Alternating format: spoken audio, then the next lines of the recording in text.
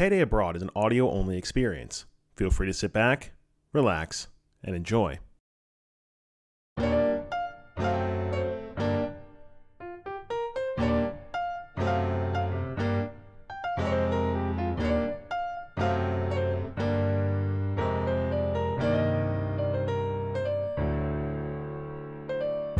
Servus und willkommen. Welcome to another edition of PayDay Abroad. This episode's German word or phrase of the week, der Zug hat keine Bremsen, or in English, the train has no brakes. Hey, so remember how I told you a long time ago that I was going to be better about making regular PayDay Abroad uploads and yada yada yada? So that didn't happen. I'm very happy to say that things have been a lot of fun recently and that I've, been doing some exciting stuff over here and yada, yada, yada. But I'll also be honest. This is going to be a pretty honest episode in terms of from the heart anyway. But I'll be honest with you. Things have been pretty time consuming and exhausting in some other ways as well. Long story short, I've been really busy recently.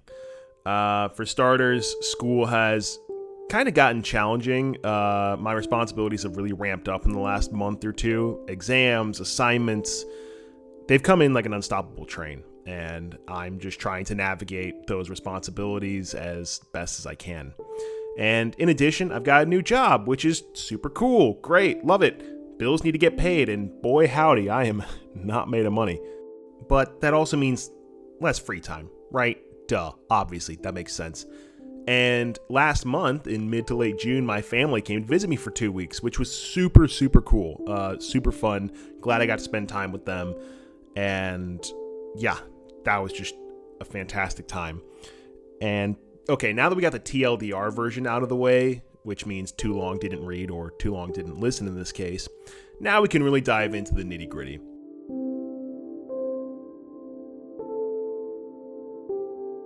Let's start with the academic side. Quick recap for you. I am studying my master's degree here in the Austrian town of Kufstein at the Fachhochschule Tirol. Fachhochschule Kufstein, Tirol, sorry. My degree program is in sports, culture, and event management as a master's. Right now, I'm in the last month of my second semester, which is crazy to me, by the way, because this is a 4-semester program, aka 2-year program, and by the end of this month, I will already be halfway done with my studies. What? Crazy. Absolute nonsense. School has recently been testing me in ways that admittedly have helped me grow. Yeah, duh, academically, right, of course makes sense. I've learned a lot since I've gotten here, whether it's been in the fields of management, whether it's been in talking about cultural and event hosting, whether it's been in sports management stuff. I've learned a lot. However, grad school has reinforced this idea that, honestly, I think is very, very true, which is that school, especially the farther you get in school, is way more about effort and time management than it is just being naturally smart. Our curriculum here, it's designed to involve a lot of group projects and doing more practical or quote-unquote hands-on work. For example, every student has to take part in what's called a student business or event project. We basically have to host some big event. We have to coordinate all the details, the volunteers, the marketing, the location, all of it. We have to do it all ourselves, right? And we have to find the funding and the sponsorship for it too. And it's part of our grade. So these things teach the importance of task assignment, the importance of responsibility, teamwork, communication. You get the point. Very helpful things to know, especially from a professional lens. And in my coursework, I've had to become comfortable with a few uncomfortable realities.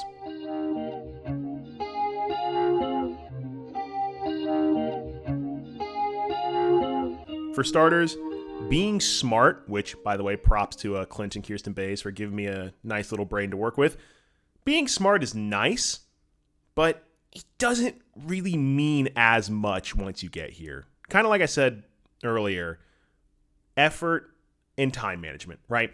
To peel back the curtain a little bit, I was able to get away with being smart, quote unquote, right? Because obviously I'm not the sharpest tool in the shed, but I was able to get away with being smart enough when I was younger.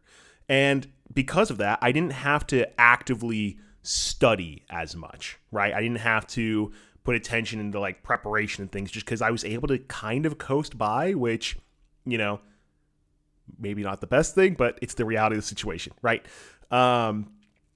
When I got to undergrad at EIU warned me about the dangers of just relying on your smarts and your intuit wit to survive. And then grad school confirmed that you can't. I've had to basically relearn how to study and to kind of take ownership of my studying, right? And in addition, when it comes to time management and responsibility, those are key. I'll be honest with you folks, I'm not the most responsible person you've ever met. I'm forgetful. Sometimes I struggle to have proper initiative, which is my way of saying that sometimes I'm just lazy. I'll be totally real about that. I've had to learn how to make time for studying and focusing on academic tasks as well. But for those of you who also know me pretty well, you know that I'm someone who sometimes dives a little head first into things. So ironically, one thing I've also had to learn, I've had to learn how to wind up and get going, but I've also had to learn how to sometimes not overdo it, right? Burnout is real. And this is a real episode, right? I'll be fully honest with you. Burnout is tough to deal with once it sets its teeth in. And honestly, I'm very thankful for my time over here. There's been some burnout. There has. I'm not going to deny that it exists. And finally, one more thing that I've learned in my academics here. Imposter syndrome loves to rear its ugly head and make itself known, right? What I mean by that, I'm surrounded by people over here in this study program that I genuinely, at the bottom of my heart, believe are some of the brightest and most talented people that you will ever come across.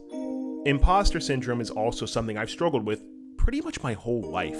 I didn't know what it was growing up, but now that I've developed a better sense of self-awareness and actually Googled some things, I kind of have a better idea as to what that actually looks like, right?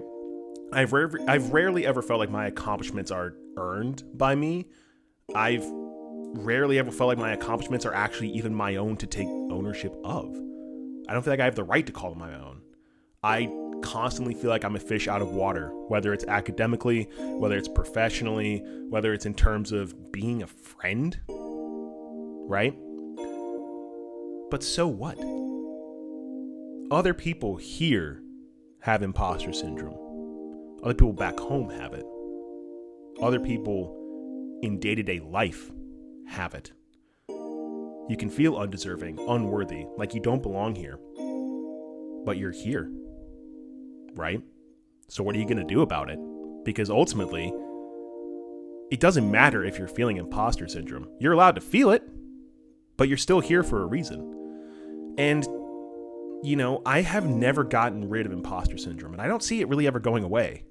But instead, I've had to accept its presence while still doing the best that I can. The schooling over here, it's taught me that my imposter syndrome is probably never going to go away, but I can still prove my inherent worth by just being here and showing what I have and showing what I can do to the best of my abilities day in and day out.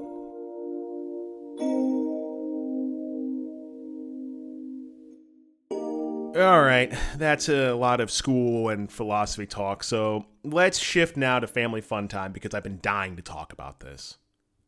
As some of you may remember, especially because I did an episode on it, I actually came back to the States for Easter break, and it was a splendid week and a half. I got to see basically so many people from my family and all my friends from back home, got to reconnect with some people I hadn't seen in months, and it was super fun. I had a great time.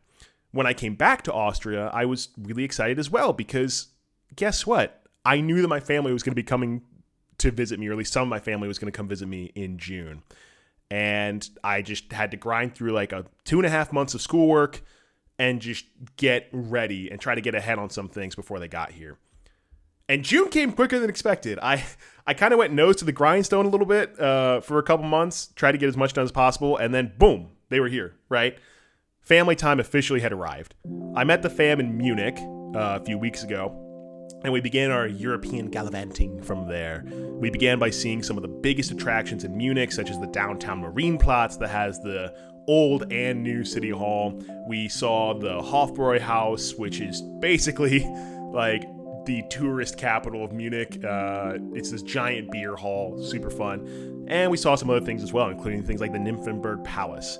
We ate tons of really good food, we had tons of really good times, and it was super fun. We also spent a day looking at the iconic King Ludwig castles that are kind of close to Munich. First one is the Versailles-inspired Linderhof Palace. This sprawling palace features ornate, intricate details sprinkled into this little neck of the Alps. Its glistening gardens show a classic sense of class that King Ludwig was truly known for. Later that day, we went to the iconic castle Neuschwanstein. This fairy tale castle wasn't really designed for defense. It wasn't really designed to intimidate. Instead, it was designed to inspire and bring fantasy into reality. Commonly known as the inspiration for Cinderella's castle, Neuschwanstein began construction in the 1800s, the later half of the 1800s. This castle was meant to bring Ludwig's favorite stories and operas to life. However, despite his best efforts, this is where his fairy tale came to an end, and where the fairy tale king, or the Mad King as he's known, lost his crown.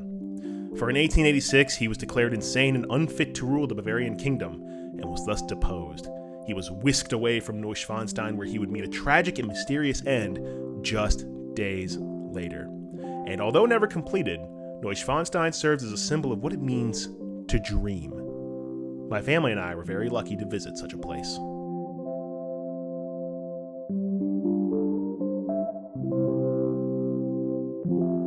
From there, we ventured down to Kufstein for a day, the Pearl of Tyrol. My family got to see where I live and even met some of my super awesome dope friends while they were here. The next day, we went off to Innsbruck, where we climbed the Nordkette mountain, took a trolley car up. I'm no mountain climber. A trolley car is going to be the closest you see me to actually climbing a mountain, right? I got to see the Nordkette in winter with my mom, and then I got to see it in summer with the whole fam. And it was kind of an interesting contrast because I'm a big fan of the snow and the cold and yada, yada, yada. But the Nordkette was still impressive in the summertime, I'm not going to lie to you. Our journey then journeyed us to Vienna, where we got to see pretty much my favorite place in the world, right? You all know that I have an affinity for the city of Vienna if you've been listening for a while. We got to see the iconic and spectacular sights that I have fallen in love with over the years, and I'm so blessed that I've gotten to go to Vienna at this point multiple times. We saw palaces such as the Hofburg and the Schönbrunn. We saw Austrian Parliament. We popped into different museums, including the Globe Museum. There's just a museum dedicated to globes in Vienna.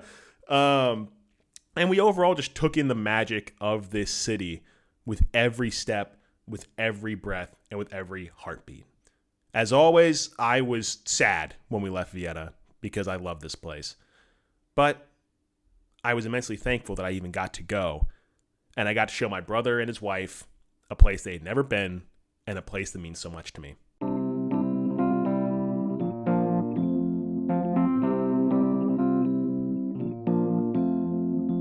From there, my family went to Salzburg. It was time for them to, go do the Hills Were Alive, Sound of Music, Salzburg stuff. Meanwhile, for me, I had to go back to Kufstein for a day and a half because I had to finish some exam prep and then actually take an exam. Fingers crossed on getting a good grade. I studied. I truly went for it. Please, please, just give me the grade. It'd be super cool. But from there, it was off to Nuremberg in Germany to visit the fam once again, where I was going to meet with them for a few more days, right? In Nuremberg, we did some sightseeing at the old town, and we did a lot of history stuff as well. And then from Nuremberg, it was time to go. We traveled to the end of our road, or at least in a vacation sense, to the city of Würzburg. If you know me, you know about Würzburg, especially if you know me for the last few years. It's the city I called home from late August of 2023 to April of 2024. For 7 months, I lived in this glorious place. I studied there, and I made a lot of friends along the way. And I'm beyond blessed that I've gotten to visit Würzburg a couple times now since my studies ended, once in February and then here again in June.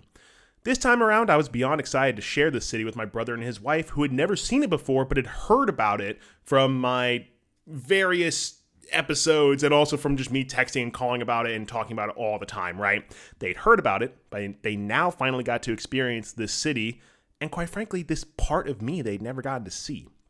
While I could go on for days romanticizing the VU and getting lost in stories and memories, I think that it's best that we keep this episode moving. It's admittedly shaped out to be a pretty long one, right? While in Würzburg, we visited the fortress and the UNESCO World Heritage Site that is the residence, and we also ate at some of my classic favorite spots, including the Palmen Grill, which I, to this day, believe has some of the best fried chicken you'll ever find in Germany, and we enjoyed the last couple days we had together. For after this, it was time to go back to our respective places, and I would not see them again until mid-December. It's only been a week since they left at the time of the writing, but I gotta admit, I already miss them a lot. You see, a lot of us associate home with a location, and then we proceed to roll our eyes when someone says home is where the heart is. The eye rolls are fair, but admittedly so is the statement. Because I felt right at home with my family once again. Sure, it was in locations, some had never been before, and, where I had to become Nicholas Bay's unofficial tour guide. But old bits and familiar mannerisms came back like second nature.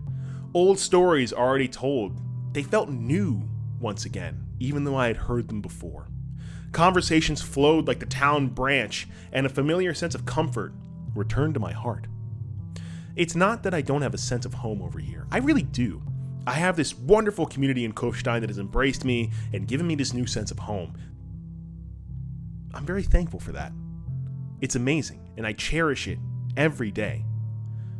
But this sense of home, this deeply rooted Chucktown home, those roots felt alive and well when my family was here. I'm already planning for December, right? For Christmas break. For helping set up decorations at my mom and dad's house that I can't really seem to figure out or put in a straight line. For my nephews to be told to smile and say thank you when I inevitably bring them a gift that they don't really care about because I'm out of touch and some washed up unk now. I'm excited for my dad's dog Zeus to annoyingly wake me up at 5:30 a.m. with various kisses because my dad thought it'd be funny to let the dog in that early. I'm ready for all of it. But until then, I will water my roots from the flowing river of the River Inn, breathe in this alpine air, and continue to bloom under this Austrian sun, and find peace in the garden that I've made with the friends that I've come to love. Thank you for tuning into this edition of PayDay Abroad. If you'd like to support the show, feel free to give this episode a like and a share with your friends. Stay tuned for more episodes in the coming weeks, and until next time, be safe, have fun, and auf Wiedersehen.